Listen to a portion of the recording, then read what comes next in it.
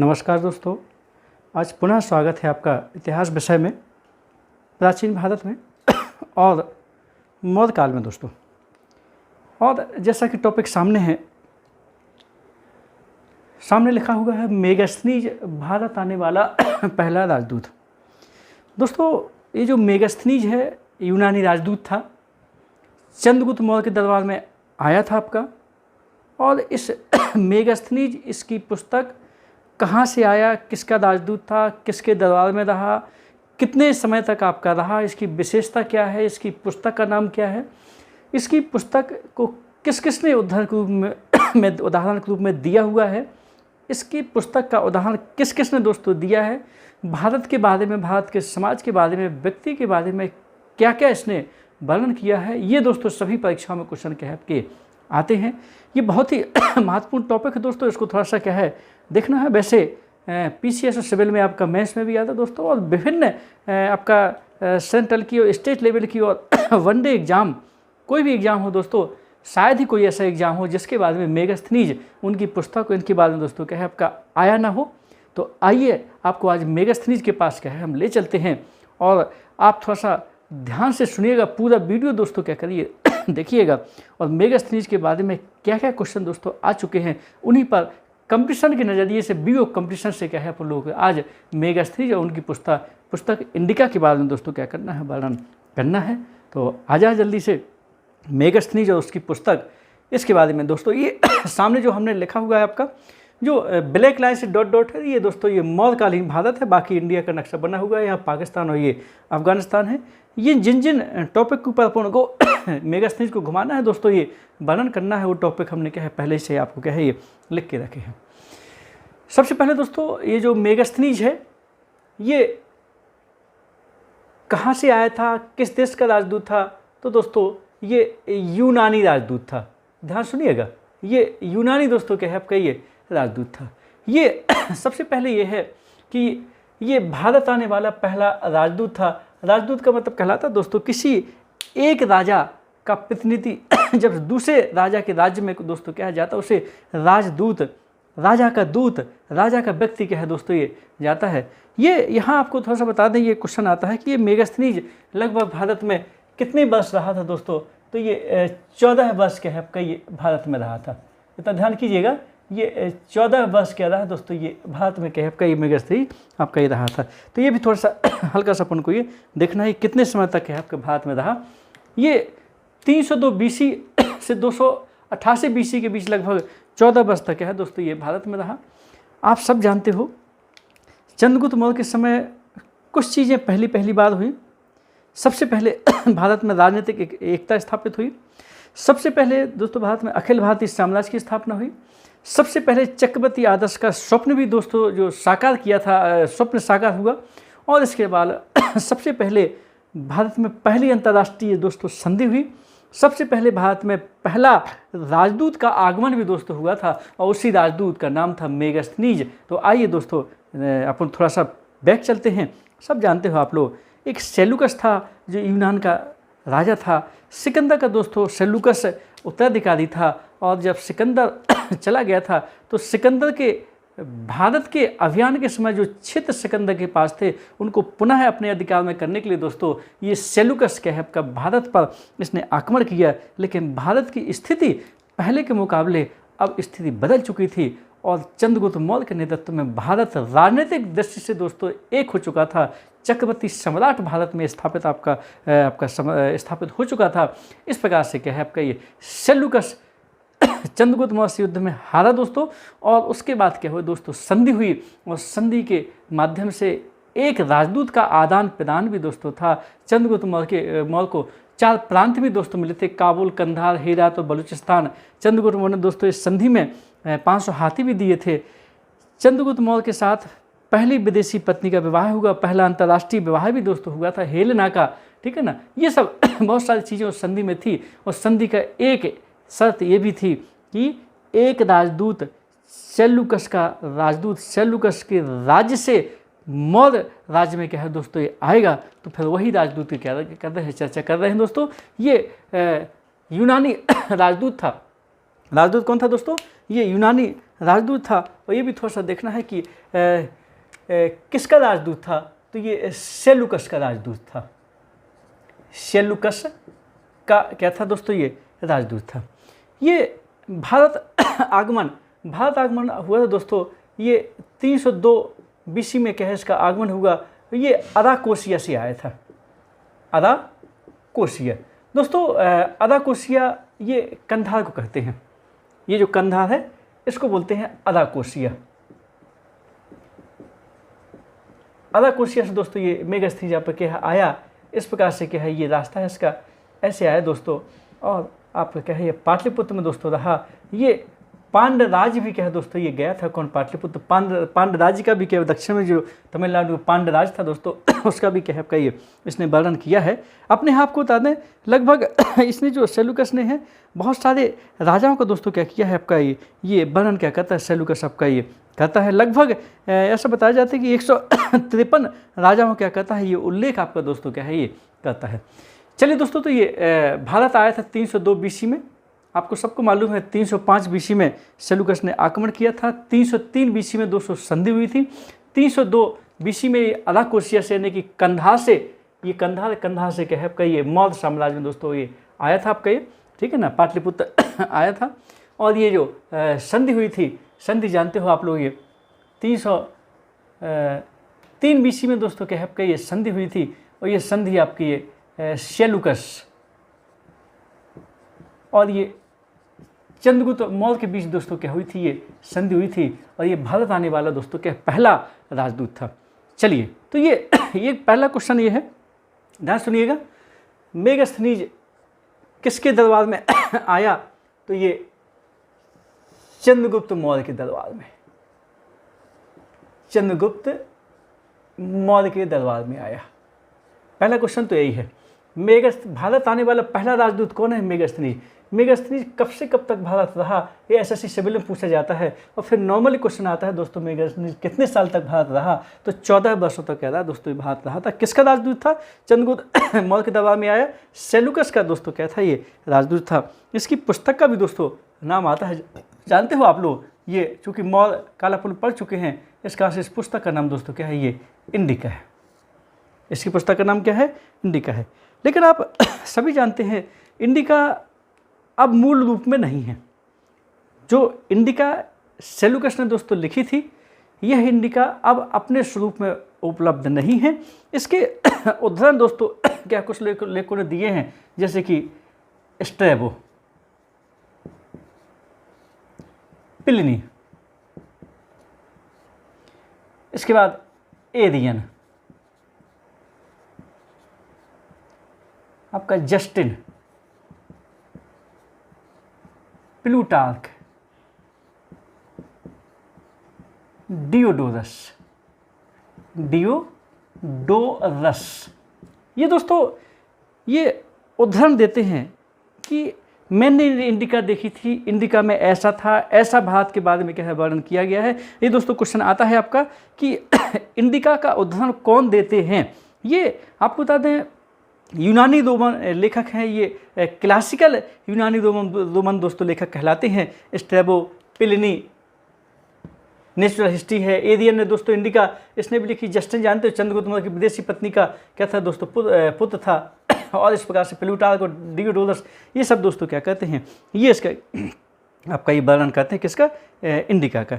दोस्तों इंडिका को सही मानते हैं कि ये इंडिका का वर्णन सही है, और कुछ गलत भी मानते हैं कि इंडिका ने क्या है गलत वर्णन दिया है, झूठ वर्णन दिया है दोस्तों। तो गलत मानने वाले में आपका ये स्ट्रैबो है और प्लिनी है। ये दोस्तों मानते हैं कि इंडिका ने गलत वर्णन दिया है।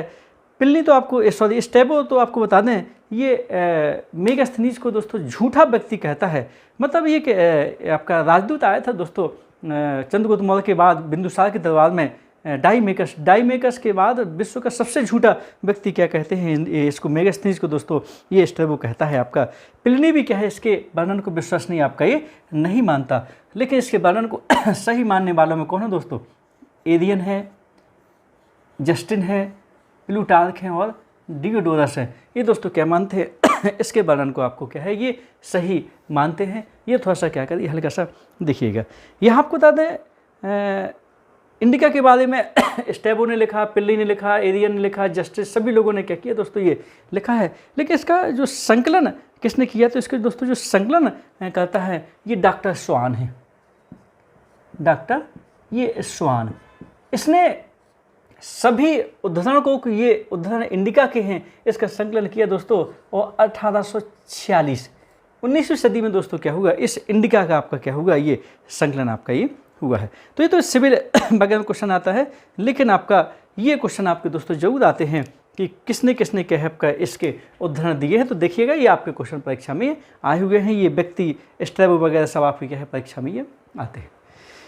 यहाँ थोड़ा सा आपको बता दें इसने जो भारत की आकृति बताई है, इंडिका में जो आकृति बताई है ये आपको बता दें ये विषम चतुर्भुज की बताई है कि भारत की आकृति कैसी है, विषम चतुर्भुज। भारत की लंबाई चौड़ाई के बारे में दोस्तों वर्णन करता है।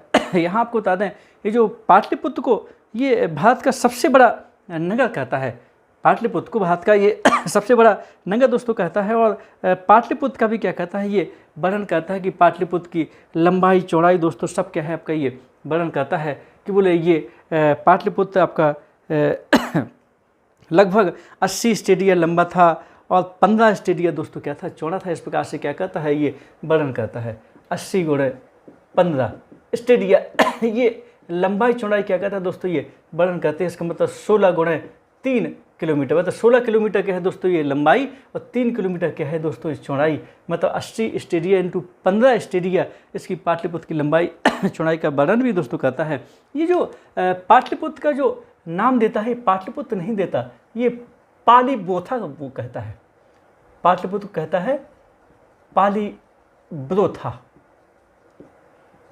किस नाम से वर्णन करता है, पालीब्रोथा के नाम से क्या कहता है दोस्तों ये वर्णन करता है। और यहाँ आपको थोड़ा सा बता दें इसमें तोरण द्वार और बुर्जों की भी क्या कहता है दोस्तों चर्चा करता है कि इसमें लगभग 64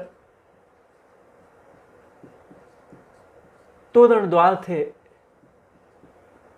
274 के आसपास क्या थे दोस्तों इसमें ये बुर्ज थे। बुर्ज तो मतलब आपका आता है ये एक छोटे छोटे दरवाजे टाइप के 570 हैं दोस्तों, 264 नहीं है, ये 570 क्या है ये बुर्जों की क्या कहता है ये दोस्तों ये बात करता है।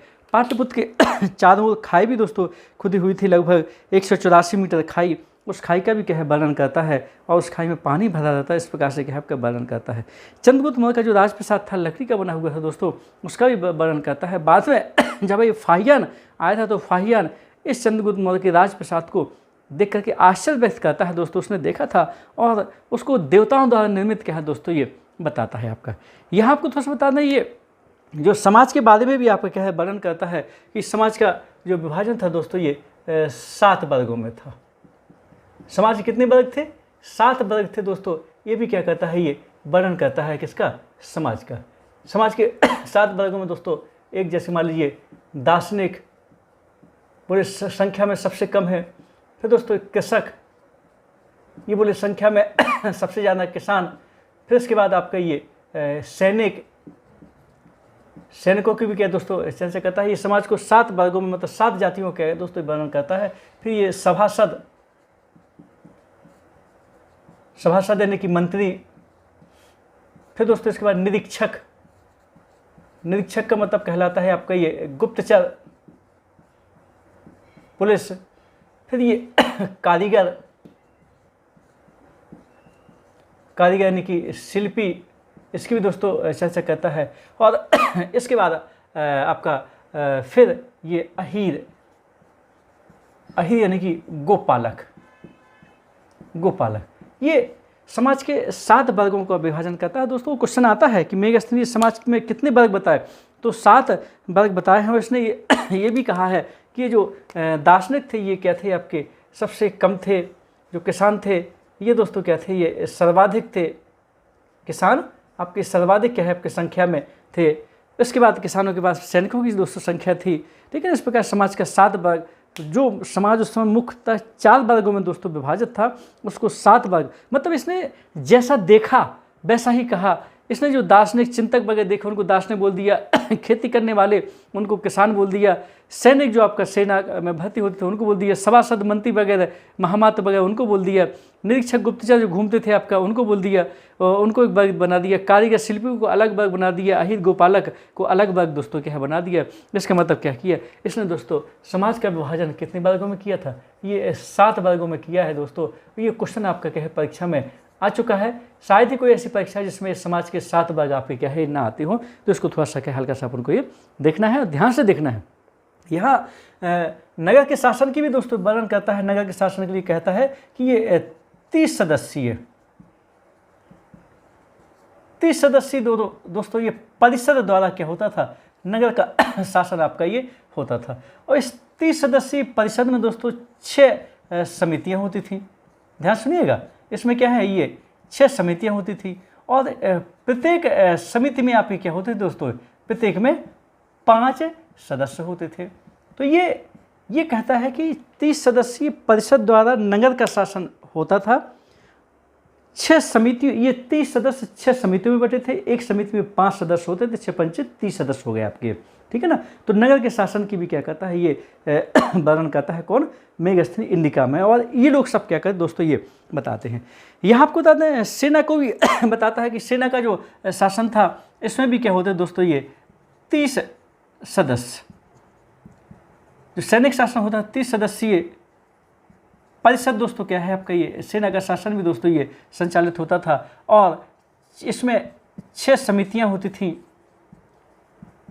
30 सदस्यीय 6 समितियों के माध्यम से सेना का संचालन दोस्तों क्या है आपका ये होता था। और जो आपका क्या है प्रत्येक जो समिति है दोस्तों, और प्रत्येक समिति में क्या होते थे ये 5 सदस्य आपके क्या है ये होते थे, ठीक है ना। यह हमने आपको बताया था कि भारत में सबसे पहले जनगणना प्राचीन भारत में आपको मौर्य काल में देखने को क्या है मिलती है। उसमें भी इसने दूसरी सदस्य समिति जो बताई है वो जनगणना का क्या दोस्तों काम करती थी। एक समिति दोस्तों सेना में रसद का काम करती थी, रखरखाव काम करती थी, एक हस्ती वाली थी, एक रथ वाली थी, पैदल सेना थी। इस प्रकार से कई समितियाँ दोस्तों थी और ऐसी 6 समितियाँ थी। तो इस प्रकार से क्या सेना का शासन भी दोस्तों क्या करता है ये बताता है कौन, मेगास्थनी अपनी पुस्तक इंडिका में। थोड़ा सा देखिएगा अच्छे से। यहाँ दोस्तों मेगास्थनी आया, भारत में प्राचीन काल से ही दास प्रथा रही दोस्तों, जो मध्यकाल में अपने चरम पर दोस्तों क्या है पहुँच गई थी। बताएंगे आपको कि बाद में फिरोज शाह तुगलक के समय दोस्तों एक दीवाने बंदेगान दास विभाग ही आपका क्या था, 1,80,000 दोस्तों उस समय दास थे। मौर्य काल में दास प्रथा थी, लेकिन मेगास्थनीज के अनुसार दास प्रथा दोस्तों क्या है आपका ये नहीं थी। ध्यान करिएगा, नहीं थी। मेगास्थनीज कहता है कि दास प्रथा नहीं थी आपके। यहाँ ये बोलता है कि ये बहुविवाह थे, मतलब होते थे। यहाँ इसने स्वाभाविक है जो यूनान में जो दास होते थे उन दासों के साथ में खराब व्यवहार किया जाता था। भारत में दासों के साथ अच्छा व्यवहार किया जाए, तो भारत में दासों की स्थिति को देख कर क्या है वो नहीं समझ पाए कि दास हैं कि आपके क्या है घरेलू, कौन है आपका घरेलू सदस्य हैं आपके। तो कुल मिला के ये बोलता है कि दास प्रथा नहीं थी। जबकि आप सब जानते हैं कि कौटिल्य ने अर्थशास्त्र में 9 प्रकार के दासों का वर्णन किया है। आपके नारद ने भी 14 प्रकार के दासों का आपका क्या है वर्णन किया है। दास प्रथा भारत में थी। यहाँ अपने ऊपर एक आक्षेप लगाता है कि भारतीयों को इतिहास लेखन का क्या नहीं था दोस्तों, ज्ञान नहीं था। ऐसा आपका क्या है ये कहता है, ज्ञान नहीं था, जो कि एकदम गलत है। भारतीयों को इतिहास लेखन का दोस्तों क्या है ज्ञान था। लेकिन अब ये मेगास्थनीज के अनुसार दोस्तों क्या है अपन थोड़ा सा ये पढ़ रहे हैं। गंगा का वर्णन यहाँ आपको थोड़ा सा बता दें, ये गंगा नदी का वर्णन करता है कि ये गंगा को इसने शिलास कहा है। शिलास नाम से क्या है इसका वर्णन किया है। बोले इसमें इसको कोई पार नहीं कर पाता था। ये बहुत क्या थी आपकी दोस्तों, ये आपकी बड़ी नदी थी। इसमें हर चीज़ तैरती रहती थी दोस्तों, ठीक है। इस प्रकार से क्या है आपका ये वर्णन करता है गंगा का। और यहाँ पाटलिपुत्र में भी आप क्या है वर्णन करता है कि ये पाटलिपुत्र क्या है आपका ये गंगा और सोन के संगम पर है। गंगा और सोन के क्या है दोस्तों ये संगम पर है। ये आपका क्या है ये वर्णन क्या करता है आपका मेगास्थनी इंडिका में करता है। सब जानते हैं आप लोग, पाटलिपुत्र की स्थापना दोस्तों जो हुई थी ये उदयन ने चौथी सदी बीसी में क्या है दोस्तों ये उदयन ने की थी। और ये उदयन जानते हो आप लोग, ये हदेंग वंश का आपका तीसरा शासक था। अजातशत्रु का दोस्तों क्या था, ये पुत्र था। उदयन ने गंगा सोन और गंडक के तट आपके संगम पर पाटलिपुत्र नगरी क्या थी दोस्तों स्थापना की थी, जो प्राचीन भारत, पूरी प्राचीन भारत का लगभग राजधानी होने का क्या है, भारत के वंशों का श्रेय इसको जाता है आपका ये। चलिए यहाँ कृषि का जो वर्णन है दोस्तों, तो यहाँ गेहूँ और चावल की कृषि का दोस्तों क्या कहता है, ये वर्णन करता है। इसके अलावा यहाँ बताते हैं कि मेगस्थनी बताते हैं कि वर्ष में 2 बार दोस्तों क्या होती थी, ये वर्षा होती थी, और 2 फसलें भी दोस्तों क्या है आपका ये यहाँ ली जाती थी। इस प्रकार से वर्णन करता है। हालांकि ये अर्थशास्त्र में 3 बार फसलें उगाने का क्या है आपका जिक्र आया है। वर्षा का जरूर 2 बार क्या करता है, ये वर्णन आपका क्या है ये करता है, ये किसानों का वर्णन करता है, कृषकों का वर्णन करता है। ये भी बताता है युद्ध के समय कृषि को कोई नुकसान नहीं पहुंचाया जाता था। ये भी मेगस्थनी दोस्तों अपनी पुस्तक में क्या है आपका इंडिका में ये कहता है। यहाँ जो भारत के नागरिकों का वर्णन करता है दोस्तों, तो ये आपके ये नैतिक, ये भारतीयों की नैतिकता का क्या है वर्णन करता है। बोले यहाँ के व्यक्ति क्या होते थे, सरल होते थे, और आपके क्या थे, आपके ये शांत स्वभाव के क्या है दोस्तों ये हुआ करते थे। इस प्रकार से क्या है वचन ही धरोहर होते थे। भारत की नैतिकता, शीलता और ये गुणों का क्या करता है दोस्तों, ये वर्णन करता है कौन, मेगस्थनी। यहाँ अकाल पर दोस्तों वर्णन करता है कि ये नहीं पढ़ते थे, अकाल नहीं पढ़ते थे, जबकि आप सब जानते हो कि अकाल आपके उस समय पढ़ते थे, क्योंकि चंद्रगुप्त मौर्य के समय दोस्तों महास्थान जो आपका ये अभिलेख है दोस्तों, वो आपका स्पष्ट रूप से खाद्यान्न भंडार की क्या है आपका ये जाना जाता है। तो आपका क्या है उस समय अकाल पढ़ते थे, लेकिन चूँकि इसने अकाल का वर्णन आपका नहीं किया है। चंद्रगुप्त मौर्य के समय अकाल पड़ा था, अशोक के समय दोस्तों क्या हुआ था, अकाल पड़ा था, ठीक है ना। इस प्रकार से क्या है अकाल यहाँ पढ़ते थे, लेकिन ये कहता है कि अकाल नहीं पढ़ते थे। यहाँ दोस्तों ये जैन बौद्ध के का वर्णन तो दोस्तों कहता है, ये जैनों को दोस्तों नग्न साधु बोलता है, नग्न साधु बोलता है जैन मुनियों को। जैन मुनियों क्या है आपका ये कहता है नग्न साधु। यहाँ जो हेराक्लीज है ये विष्णु के उपासकों को बोलता है, कि विष्णु को हेराक्लीज कहता है। ध्यान करिएगा, विष्णु भगवान को हेराक्लीज कहता है। तो जो विष्णु के उपासक, जो शिव है उनको डायोनिसियस बोलता है। तो जो शिव की पूजा करते थे डायोनिसियस, ये कहता है कि चींटियां सोना इकट्ठा करती हैं। क्वेश्चन आता है आपका कि कौन कहता है कि चींटियां सोना इकट्ठा करती, तो मेगस्थनी कहता है। कुछ इसका वर्णन आपका क्या है ये विश्वसनीय आपका नहीं है। तोतों का भी वर्णन करता है, सर्वाधिक का किसी पक्षी से प्रभावित तोतों का वर्णन करता है। वो बोलता है कि ये बच्चों जैसे बोलते थे, बच्चों की तरह के आपका ये बोलते थे। कौन आपके ये तोते, तो तोतों से क्या था दोस्तों सर्वाधिक क्या था आपका प्रभावित था। अपने यहाँ भारत में अपराध के बारे में क्या बोलता है कि अपराध नहीं होते थे, अपराध नहीं होते थे, लेकिन आप सब जानते हो अपराध तो क्या होते थे, लेकिन दंड विधान क्या था, कठोर था। अपने यहाँ की जो न्याय व्यवस्था दंड विधान की क्या कहता है, ये बात करता है कि दंड विधान कैसा था, कठोर था। राजा के बारे में बताता है कि राजा दिन में दोस्तों नहीं सोता है। ध्यान सुनिएगा, राजा के बारे में क्या बताता है कि राजा दिन में नहीं सोता था। उसके कार्यों का क्या है विभाजन आपका ये होता था कि किस समय राजा को क्या है क्या करना है। स्त्रियों से राजा क्या होता था, घिरा रहता था। इस प्रकार से राजा के बारे में भी दोस्तों क्या करता है ये वर्णन करता है। भारत के कुछ विचित्र सर्पों के बारे में भी दोस्तों क्या करता है ये वर्णन करता है कि बोले ऐसे सर्प होते थे जो आपको क्या है सीधे बैल, ध्यान करिएगा, बैल और हिरण को क्या है सीधे आपके क्या है ये निगल जाते थे। तो बड़े बड़े सर्पों की भी क्या कहता है दोस्तों ये बात करता है कौन आपका ये मेगस्थनीज अपनी पुस्तक इंडिका में। तो दोस्तों ये हमने आपको मेगस्थनीज के बारे में थोड़ा सा क्या है आपका हल्का सा ये कुछ बताने की क्या है आपकी कोशिश की है कि मेगस्थनीज क्या क्या कहता है, भारत के बारे में क्या है, कौन कौन वर्णन आपका करता है, किस व्यक्ति किस वस्तु के बारे में आपका वर्णन ये करता है। तो फिर से आ जाइए, अब ध्यान से सुनिएगा। मेगस्थनीज के बारे में वो चीज़ें पढ़नी है जो परीक्षा में बहुत ज़्यादा क्या है दोस्तों ये आती हैं। तो हम आपको क्या है स्टार लगाते जाएंगे, आप थोड़ा सा क्या हल्का सा ये देखते जाइएगा। तो सबसे पहले भारत आने वाला पहला राजदूत दोस्तों मेगास्थनीज। मेगास्थनीज कितने समय था दोस्तों, दूसरा क्वेश्चन है। 14 वर्ष तक है भारत में आपका ये रहा। कब से कब तक आया, 302 से 288 BC तक के बीच में क्या है दोस्तों ये भारत में रहा। ये किसके दरबार में आया, तो चंद्रगुप्त मौर्य के दोस्तों दरबार में आया। ये आपका क्वेश्चन ये आया है, ध्यान कीजिएगा। अराकोसिया से आपको क्या है चला था, ये भी ध्यान करना है। अराकोसिया ने ये कंधार से दोस्तों क्या है ये चला था, ये उस रूट हमने आपको क्या है बना दिया है। किसका राजदूत था, सेल्यूकस का राजदूत था दोस्तों, ये भी आपको क्या करना है याद करना है। पुस्तक का नाम सबसे ज़्यादा आया है कि चंद्रगुप्त मौर्य के दरबार में आया मेगास्थनीज। इसकी पुस्तक का नाम क्या था, इंडिका था। हालांकि एरियन की पुस्तक का नाम इंडिका था दोस्तों, लेकिन ये आपको क्या है इसकी थोड़ा सा ध्यान करना है। इंडिका मूल रूप में नहीं है, इसके उदाहरण किस किस ने दिए हैं, तो स्ट्रैबो हो गया, प्लिनी हो गया, एरियन हो गया, जस्टिन हो गया, प्लूटार्क हो गया और डियोडोरस हो गया। ये यूनानी रोमन क्लासिकल लेखक हैं। ये इंडिका के बारे में क्या है दोस्तों ये बताते हैं। ये थोड़ा सा कम आते हैं क्वेश्चन की, इंडिका को गलत कौन मानते हैं, सही कौन मानते हैं, ज़्यादा आपके नहीं आते। इसके संकलनकर्ता कौन है, डॉक्टर स्वान है। ये क्वेश्चन आपका कम आता है, लेकिन जहाँ जहाँ स्टार लगाए हैं ये क्वेश्चन दोस्तों आपको क्या खूब आता है।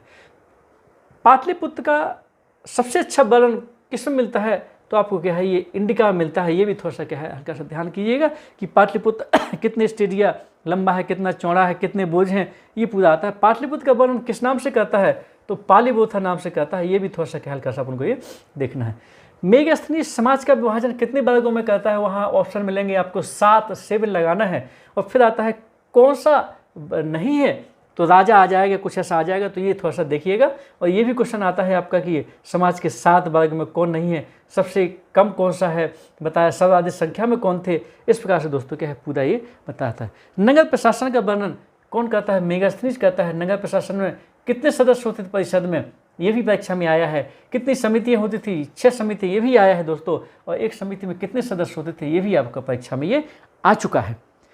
सेना का शासन कितने सदस्य परिषद द्वारा होता, 30 सदस्य, ये भी परीक्षा में आया है। कितनी समितियां होती थी, 6 होती थी, ये भी आता है। और एक समिति में कितने सदस्य होते थे, 5 होते थे, ये भी परीक्षा में क्वेश्चन क्या है आपका ये आया है। भारत में जो नदियों का वर्णन किया जाता है, तो लगभग कितनी नदियों का वर्णन है, तो आपको बता दें 58 नदियों का दोस्तों क्या कहता है ये वर्णन करता है कौन, मेगास्थनीज। इतना थोड़ा सा हल्का सा क्या हल्का सा ये ध्यान कीजिएगा कि कितनी नदियों का वर्णन क्या करता है। भारत में लगभग ये 153 राजाओं का क्या करता है दोस्तों ये वर्णन करता है कि 153 राजाओं की क्या है ये सूची देता है कौन, ये मेगास्थनीज। मेगास्थनीज सुदूर दक्षिण के किस वंश का वर्णन करता है, राज्य का, तो पांड्य राज्य का क्या है दोस्तों वर्णन करता है। हल्का सा ये देखना है। मेगास्थनीज के अनुसार दास प्रथा थी या नहीं, दास प्रथा नहीं थी, ये मेगास्थनीज कहते हैं। ये थोड़ा सा देखिएगा। इतिहास लेखन का ज्ञान भारतीयों को नहीं था, ये मेगास्थनीज कहता है। गंगा को किस नाम से वर्णन करता है, तो शिलास नाम से गंगा का वर्णन करता है आपका ये। नागरिकों के बारे में क्या बताता है कि नहीं, नागरिक सरल थे, नैतिक थे, शांत थे, ठीक है ना, अकाल नहीं पढ़ते थे, ये भी दोस्तों क्या है बताता है। यहाँ ये भी क्वेश्चन आया है कि मेगास्थनीज विष्णु को क्या बोलता है, हेराक्लीज। शिव को क्या बोलता है, शंकर भगवान को डायोनिसियस बोलता है। नग्न साधु किसको कहा है, जैनियों को कहा है, ठीक है ना। ये आपको भारत की आकृति कैसी बताई है, विषम चतुर्भुज क्या है दोस्तों, भारत की आकृति क्या है आपकी बताई है। तो ये हमने दोस्तों मेगास्थनीज के बारे में बताया। दोस्तों जहाँ जहाँ हमने स्टार लगाए हैं आप तो पेपर उठा के देख लीजिएगा, ये सर्वाधिक संख्या में यही क्वेश्चन क्या है ज़्यादा आपके क्या है ये आते हैं। तो ये आपका क्या है दोस्तों, ये भारत आने वाले पहले राजदूत मेगास्थनीज और उनकी पुस्तक इंडिका का दोस्तों, उनके उद्धरण जैसे जैसे दिए हैं उनके आधार पर क्या है हम लोगों ने ये कोशिश की है कि इंडिका और मेगास्थनीज के बारे में दोस्तों क्वेश्चन आपके क्या पूरे हो जाए। तो देखिएगा, ध्यान से देखिएगा, ये आपका लगभग सभी परीक्षाओं में क्वेश्चन आपके क्या है आए हुए हैं। अगले टॉपिक में मौर्य स्थापत्य कला के बारे में दोस्तों क्या करेंगे अपन चर्चा करेंगे। हमारे साथ आप बने रहिएगा और हमारा टॉपिक समझ में आया हो तो लाइक और शेयर सब्सक्राइब दोस्तों जरूर करें और हमें एनर्जी प्रदान करते रहें और हमारे साथ में दोस्तों मन लगा के आत्मा से बने रहिए। बेहतर तरीके से आपको टॉपिक समझ में आया करेंगे, हमारा ये विश्वास है, ठीक है ना। चलिए दोस्तों, तो इसी के साथ हमें अनुमति दें। नमस्कार, जय हिंद।